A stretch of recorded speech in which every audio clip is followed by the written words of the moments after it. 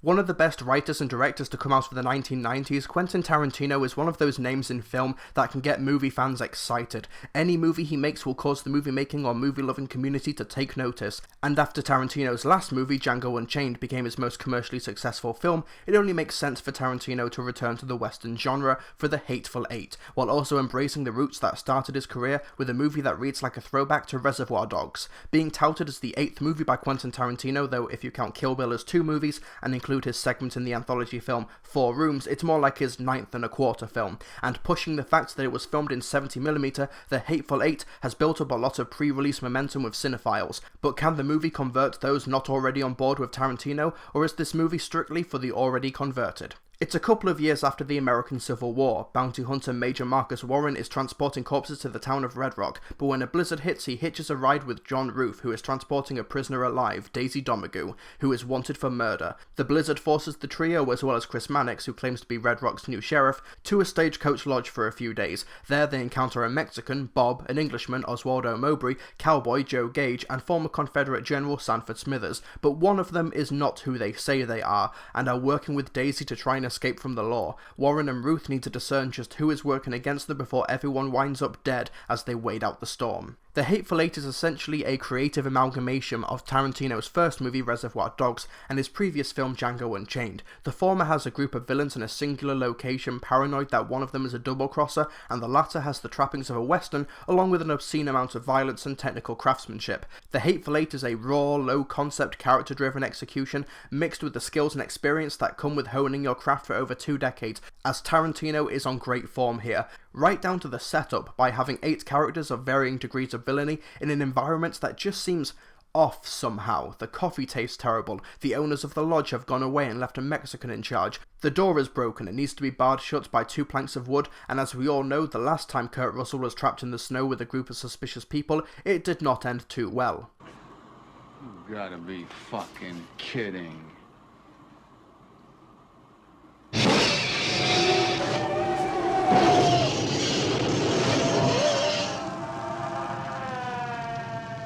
It's a movie about paranoia and uncertain relations after the American Civil War, so tensions naturally run high when a black bounty hunter encounters an ex-Confederate general, as well as a racist supposed sheriff. There really aren't any heroes in The Hateful Eight, as even Samuel L. Jackson reveals himself to be a rather sadistic individual in what I believe will be the movie's most talked about plot point, so there isn't really anyone to root for. The basic conceit of 8 bad guys, 0 good guys, watch the shit hit the fan takes the movie far due to the confident direction, the layered and witty dialogue, and stellar performances, and the superficial aspects of Tarantino's film are on display, such as a love of B-movies, chapter headings, narration, a flashback chapter, etc. But when it comes to dialogue, no one writes dialogue quite like Tarantino. Of course, the cast are terrific, with Samuel L. Jackson putting his underrated dialect proficiency to the test as a bounty hunter full of life experience and prior hardships that come with being a black man in 19th century America. Kurt Russell and his terrific facial hair demonstrate his powerful screen presence despite literally being shackled to Jennifer Jason Leigh for most of the film, who is a hillbilly, venomous, nasty piece of work, and is easily the one who goes through the ringer the most physically. Walter Goggins walks the line between being a cowardly and shallow man but still having a lot of power and backstabbing potential. Tim Roth is as delightfully cheesy as you'd expect, but in all the right ways, and just wait until you see what Michael Madsen and Damien Bichir get to do. Bruce Dern may have the least amount of screen time, but when the aforementioned Samuel L. Jackson speech scene comes along, it all rests on him to sell it with his reaction, and he does a terrific job.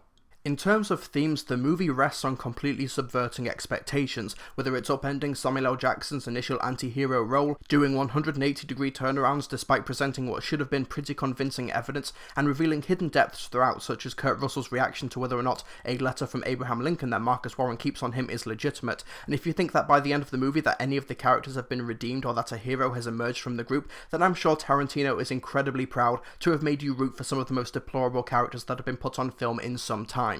However, that villainous approach does work to the Hateful Eight's detriment. Yes, while the movie contains a lot of guilty fun, has a well-structured narrative, some game-changing twists, and an incredible ensemble cast, I know people are going to hate me for saying this, but it is too long. If you make these characters so hateable that they all deserve to be killed by the time the credits roll, don't make the credits roll at the 3-hour mark. With no one character to root for or to emotionally invest in, it means you're essentially a spectator to brutality for 3 hours. But Trilbee, I hear Tarantino fans cry. Reservoir Dogs had a group of villains in one location and that was absolutely fine. That is true.